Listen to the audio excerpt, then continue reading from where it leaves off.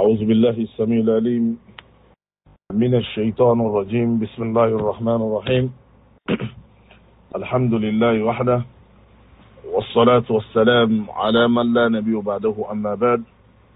Chers frères et sœurs en islam, comme nous l'avions annoncé la semaine passée, Inch'Allah Ta'ala, à partir de cette semaine, nous allons commencer un programme sur le Coran.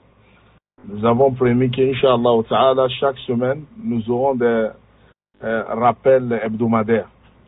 Donc, je pense que nous avons, Inch'Allah Ta'ala, décidé de commencer un programme qui sera autour du Coran. Ce que nous allons faire, c'est de chaque semaine, nous allons résumer une sourate du Coran.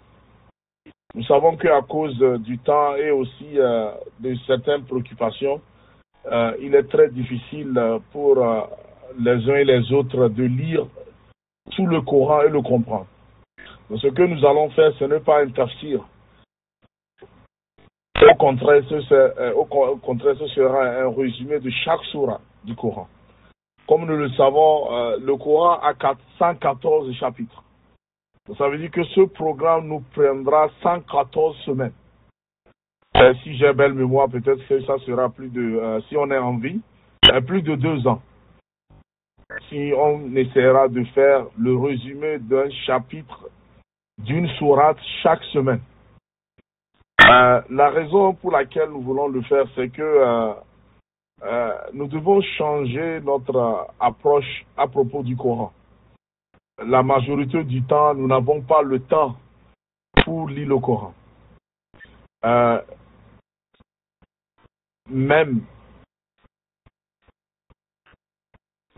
il y a plusieurs parmi nous qui ont déjà au-delà des cinquantaines, mais ils n'ont jamais lu le Coran de la sourate al-Fatiha, sourate al-Nas, pour au moins comprendre le message divin. Que sera notre situation si le jour du jugement dernier, Allah nous pose une simple question? Je t'ai donné toute cette vie, tu n'as même pas eu le temps de lire mon livre. Nous devons considérer le Coran comme une lettre spéciale, une lettre divine d'Allah subhanahu wa ta'ala pour nous individuellement. Ce n'est pas pour l'humanité, pour toi et moi. Si nous le percevons ainsi, il serait très difficile qu'on arrive à dire à Allah subhanahu wa ta'ala: j'ai lu tel livre, j'ai lu tel roman, On n'a pas eu le temps de lire la lettre d'Allah subhanahu wa ta'ala. Et vous voyez même certains surahs dans le Coran, avant même certains versets, pour les faire descendre, Allah subhanahu wa ta'ala, bien qu'il a remis la transmission de ces versets à l'ange Gabriel, Jibril alayhi salatu wa salam, il lui fait encore accompagner de certains anges. Par exemple, il a été reporté que pour faire descendre la sourate Al-An'am, qui est la sourate 6, le prophète sallallahu alayhi wa sallam a reçu cette sourate une nuit avec 70 000 anges qui étaient avec l'ange Jibril à cause de Tawhid. Vous voyez donc, pour nous avons pris, comme le dit le Coran, وَقَالَ الرَّسُولَ إِنَّ قَوْمِ اتَّخَذَ هَذَا الْقُرْآنَ مَهْجُورًا. Le prophète se plaint, mais ma communauté, elle a mis le Coran à sa main gauche. Ce n'est pas une priorité pour nous. Donc ce que nous allons essayer, chers frères et sœurs en islam, de faire, Inch'Allah, quand le temps nous permet, parce que nous tous, nous n'avons pas le temps. Donc nous essayerons de faire quelque chose. La première des choses, c'est que nous avons mis tout ça à l'écrit. Donc, nous allons non seulement envoyer l'audio, mais vous aurez l'image du résumé de chaque sourate du Coran, Inch'Allah Ta'ala. Alhamdulillah, nous avons déjà fait le travail. Il nous faut maintenant actualiser ceci. Chaque semaine, Inch'Allah, nous essayerons de vous envoyer l'image du résumé de chaque sourate avec quelques commentaires, parce que ce n'est pas le tafsir que nous sommes en train de faire. Quelques commentaires sur la sourate en général, parce que dans certains sourates, nous aurons sur la structure, les sémantiques, les thèmes, mais nous essayerons de couvrir toute la sourate en incluant dans un audio. Nous ne voulons pas que ces audios soient aussi trop longs parce qu'on n'a pas le temps. Pour que, au moins, quand on demande, on vous pose la question. Par exemple, il y a combien de surahs dans le Coran? Au moins, vous saurez qu'il y a 114. Quelle est la surah la plus longue? Vous le savez. Quand on vous pose la question, l'autre fois, nous avons parlé de la sourate al-Kahf. Quelles sont les thématiques, quels sont les thèmes dont on a parlé de sourate al-Kahf? Nous devons le savoir, on a parlé de 4 histoires. C'est ça, au moins, pour avoir une idée. Quand on parle de sourate Yusuf, quel est le thème principal de sourate Yusuf? Quelles sont les leçons à tirer de sourate Yusuf? C'est ce que nous allons essayer de faire. Sourate al-Fatiha. Pourquoi nous lisons sourate al-Fatiha chaque jour? Quels sont les bénéfices de sourate al-Fatiha? Nous ne pourrons pas aller dans tous les détails, mais au moins, chaque semaine, ceci deviendra comme une tasse de thé pour nous. Nous appellerons ça le voyage avec le Coran, qui consiste à nous de voir, ça doit au moins avoir une idée. Et sur ce point, nous allons commencer aujourd'hui en parlant du Coran lui-même. Avant d'aller dans les chapitres du Coran, nous allons immédiatement parler du Coran. En tant que musulmans, quand on nous pose la question, qu'est-ce que le Coran? En tant que croyants, nous devons savoir que le Coran, c'est la parole divine. Non créée, la parole divine, le Coran n'est pas une création. Nous insistons sur ce point parce qu'il y a une grande différence entre le Coran en tant que parole d'Allah subhanahu wa ta'ala et le Coran être une création. Pour ne pas encore aller dans les détails. Vous voyez, les créations ne sont pas parfaites. Les êtres humains, ils naissent, ils deviennent faibles. Tu vois, ils ne sont pas parfaits. Quand vous dites que le Coran est une création, ça veut dire qu'il y a des erreurs dans le Coran. C'est pourquoi l'imam Ahmed bin Hanbal, c'est pourquoi il a été mis en prison. Parce qu'il a refusé de reconnaître que le Coran est une création. Le Coran, c'est la parole de Dieu. Parce que la parole fait partie des caractéristiques d'Allah subhanahu wa ta'ala. C'est pourquoi ceux-là qui se sont déviés sur la bonne voie de l'islam, ils disent, par exemple les Mu'tazila et les autres, ils disent que Dieu ne parle pas. C'est pourquoi quand ils disent, on dit wa kallama Allahu Musa taklima, ils disent non, wa kallama Allah, Allah ne parle pas. C'est Moussa qui a parlé à Allah. Alors que quand on dit que c'est la parole divine, ça veut dire que Allah parle. Vous voyez, ça c'est une grande différence. Donc la première des choses sur le Coran, c'est que le Coran, c'est la parole divine. Elle n'est pas créée. C'est la parole d'Allah subhanahu wa ta'ala. La deuxième des choses sur le Coran, mes chers frères et sœurs en islam, c'est que le Coran, Allahu Akbar, c'est comme un diamant. Et quand vous voyez le diamant, quelle que soit la position sur laquelle vous tournez le diamant, il brille toujours.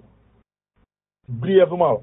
Quand vous lisez Surat al-Fatiha, qui est la première surah, vous demandez à Allah subhanahu wa ta'ala, Ihdina as-sirat al-mustaqim, guide-nous sur la belle voie. Et Allah subhanahu wa ta'ala dit, est-ce que vous êtes sérieux? Vous voulez vraiment que je vous guide? Tant bien mieux. Voilà le livre. Et il commence la Surat al-Baqarah. Bismillahirrahmanirrahim, alif lam. Tu me demandes de te guider. Zalika al-kitab. Voilà. Zalika al-kitab. Hudan. Vous dites, Ihdina as-sirat al-mustaqim. Allah dit, j'ai répondu à votre demande. Votre demande a été accordée. Vous voulez que je vous guide? Voilà le livre qui vous guidera. Zalika al-kitab. Hudan. Huda. Ihdina as-sirat al-hudan lil-muttaqin. Et il vous dit, voilà le Coran. Et après ça, Dieu nous donne, dans le Surat al-Baqarah, il nous parle comment l'adorer. Dans les premières sourates, les 7 premières sourates qu'on appelle les Sabah Masani, les longues sourates déjà nous parlent de comment adorer Dieu, qu'est-ce qu'il faut faire, les actions. Au milieu du Coran, une autre face du diamant. Allah nous donne les exemples. Voilà, je vous ai dit de m'adorer. Si vous ne le faites pas sans problème, il y a des gens qui m'ont adoré. Voilà leur résultat. Ils ont vécu sur ce bas monde sans problème. Ils sont morts sans problème. Je leur ai promis le paradis. Il y a des gens, ils ont refusé de m'adorer. Par exemple, si vous lisez Surat al-Hud, qui est la 9e sourate, Dieu donne des exemples. À part l'adoration, tout ce qui est au milieu du Coran, ce sont des exemples. Telle communauté a fait ceci, ils ont désobéi leur prophète, je leur ai détruit, pour nous dire que si nous suivons les pas de ceux-là qui ont obéi à Allah, nous allons avoir une bonne vie sur cette terre. Et c'est ce que nous cherchons. ربنا آتنا في الدنيا حسنة وفي الآخرة حسنة وقنا عذاب النار ولو أن أهل القرى آمنوا واتقوا لفتحنا عليهم بركات من السماء والأرض ولكن كذبوا فأخذناهم بما كانوا يكسبون, comme Dieu l'a dit. Donc, au milieu du Coran, les Ashab, les Kaf, tout ceci là sont des exemples. Allah nous donne seulement des exemples. À la fin du Coran, vous voyez, non, je suis en train de diviser le Coran en 3 parties. La première partie, Surat al-Fatiha jusqu'au les premiers 7 versets, Allah dit, adorez-moi, faites ceci, jeûnez, allez en Hajj, la famille, le mariage, tout ça là, c'est là-bas. Au milieu, Allah parle de quoi? Des exemples. Et à la fin, il vous dit, voilà, je vous ai parlé de m'adorer, je vous ai donné des exemples. À la fin du Coran, Allah parle de quoi? Jahannam, Jannah, Jahannam. Vous voyez, non? Par exemple, Surat al-Muhammad, Masal al-Jannat allati u'iddat lil-muttaqin, fiha anhar, pour nous dire que si on adore Allah subhanahu wa ta'ala, en suivant les exemples de ceux-là qui ont obéi à Allah, à la fin, nous aurons le paradis. Et si nous désobéissons à Allah subhanahu wa ta'ala, au milieu, Allah donne les exemples comment il a détruit les communautés. Et à la fin du Coran, Allah parle de l'enfer. Ça, c'est une partie du diamant. Si vous tournez encore la page, l'autre face du diamant, vous verrez ceci. Vous commencez sur Nisa et sur Nas. Quand vous lisez sur Nas, vous cherchez déjà la protection. Mais Allah vous dit, vous voulez vraiment que je vous protège? Ça, c'est à la fin de la surah. Vous commencez, vous montez, vous voyez des exemples. Ce qui s'est passé, ceux-là qui n'adorent pas Allah, le paradis, l'enfer. Et au milieu, on vous parle des exemples de ceux-là qui seront les habitants de cet enfer-là. Ou bien de ce paradis-là. Et amen, Allah dit, vous dites, oh Allah, je vous ai demandé la protection. Vous m'aviez donné les exemples au milieu. À la fin, qu'est-ce que je dois faire pour avoir le paradis dont vous avez mentionné au début du Coran? Quand je dis du début maintenant, tenez-vous bien, j'ai commencé, quand vous commencez sur notre Nas. Dieu dit, mais vous voulez le paradis? Priez, jeûnez, adorez Allah. Vous voyez, non? Donc c'est ça. Et aussi, la troisième phase, quand vous tournez le Coran comme aussi un diamant, vous ouvrez le Coran, vous voulez commencer à lire au milieu. Quand vous ouvrez le milieu, vous serez surpris. Allah vous parle directement. C'est comme si c'est votre temps, 2025. Tout ce que vous voyez, les exemples là, vous les verrez là-bas. Quand vous voyez toutes ces guerres qui se passent dans le monde entier, tout est dedans. Vous serez surpris. Et là, vous êtes au milieu. Vous dites, quelle est la solution? Quand vous lisez en bas du Coran, à gauche, tout ce qui va en bas jusqu'à la fin, vous verrez les récompenses. Et à votre droite, qui consiste à adorer Allah, vous avez déjà le résultat de ce qui se passe. Sans aller trop dans les détails, frères, chers et sœurs en islam, nous devons lire le Coran. Et aussi, il est très important, comme nous parlons du Coran, de savoir que le prophète sallallahu alayhi wa sallam, il a été promis prophète à l'âge de 40 ans. Et il a vécu 63 ans. Donc ça veut dire que sa prophétie a duré 23 ans. Et à 13 ans, il les a passés à la Mecque, 10 ans à Médine. Et dans le Coran, il y a des versets, il y a des sourates qui sont descendus avant l'hégire. Ce sont ces sourates qu'on appelle les sourates makkiya. Ce sont les sourates mécoises. Et les sourates mécoises sont au nombre de 86.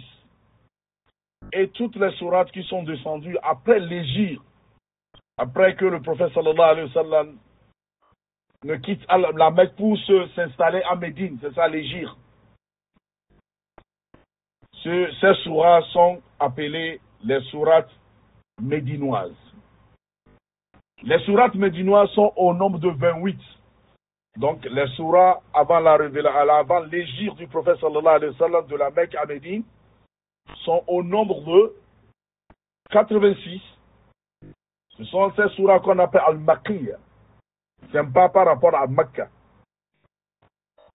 Les surahs qui sont révélés après l'hégire sont appelés Madaniya. Ce sont les sourates médinoises. Mais il y a les caractéristiques. Les sourates mecquoises, les versets traitent principalement de la foi, de la véracité de la mission prophétique du prophète Mohammed sallallahu alayhi wa sallam et la relation de l'homme avec son créateur. Donc ça veut dire que les thématiques que l'on voit, quand vous prenez une sourate dans le Coran, et vous voyez déjà que cette sourate, c'est une sourate mecquoise, al-Makkiyya, il faut s'attendre que dans cette sourate, Allah subhanahu wa ta'ala parle de la foi, iman. Il parle de la véracité de la prophétie du prophète Mohammed sallallahu alayhi wa sallam. Et aussi, il parle de la relation de l'homme et son créateur. Dans les sourates médinoises, les versets abordent davantage les actions et les comportements en accord avec la foi, l'accomplissement des prophéties et leur réalisation, et les rapports de l'homme avec ses semblables et l'organisation de la société. Vous voyez, quand vous prenez la sourate al-Baqarah, qui est une sourate de Médine, on parle d'action.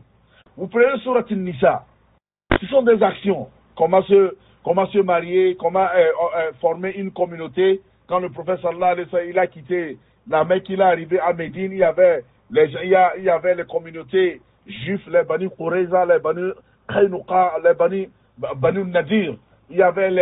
Comment organiser avec les hypocrites qui étaient là-bas. Là. Donc ça veut dire que tout ceci nous montre que le Coran, c'est la lettre que Allah subhanahu wa ta'ala nous a envoyée. Individuellement, nous devons le lire. Que Allah subhanahu wa ta'ala nous donne la compréhension de son livre. Parce que Dieu nous dit وَلَوْ أَنَّ أَهْلَ الْقُرَى عفوا لو أنزلنا هذا القرآن على جبل لرأيته خاشئا متصدئا من خشية الله وتلك الأمثال نضربها للناس لعلهم يتفكرون. Que Allah subhanahu wa ta'ala qu'il nous guide sur la bonne voie et qu'il fasse que ce que nous voulons faire, que ça soit uniquement pour son plaisir, et qu'il nous guide et qu'il fasse de ses actions une voie pour nous, pour avoir une belle vie dans ce bas monde, et que notre destination soit le paradis, Jannat al-Firdaus. أقول قولي هذا أستغفر الله لي ولكم. السلام عليكم ورحمة الله تعالى وبركاته.